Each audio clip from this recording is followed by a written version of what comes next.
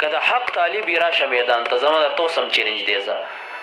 چې کله وې زما ما ته چیلنج کې بس او یا ستا چیلنجونه ما ته قبول دي هسې ټوپونه او کرنچونه مو وه هسې چغې و دا ډیله کې مو وله او یو سړي ویل چې ما هندوستان کې 20 ګزه ټوپ والی بل ورته ویل دا ګزه و دا میدان راوځه دلته یو 2 ګزه وه چې زه وګورم چې شلېږي که نه شلېږي 20 ګزه ټوپ مې والی خو چې چېرته مناظره کړې په یو ځکې نه ده ګټلې او نه تاریخ کې ګټلې ده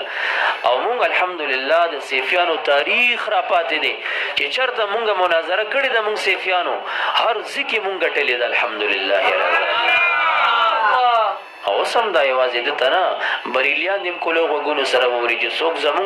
زما شیخ غلام حضرت شهید علیه الرحمه چیړي یا زما پیر مبارک اخوندزاده مبارک چیړي رحمت الله علیه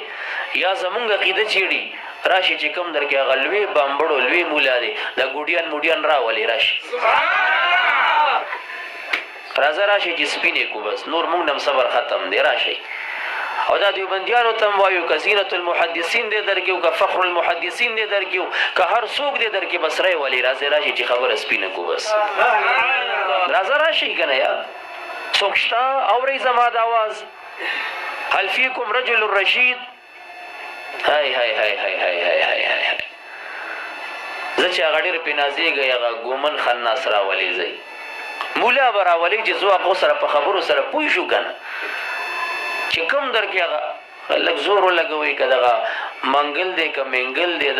دغه خناس راولي ځئ راشي مړه زور وکئ ځئ دا ارمان خو زما پوره کې څه به قبر ته ځان سره وړمه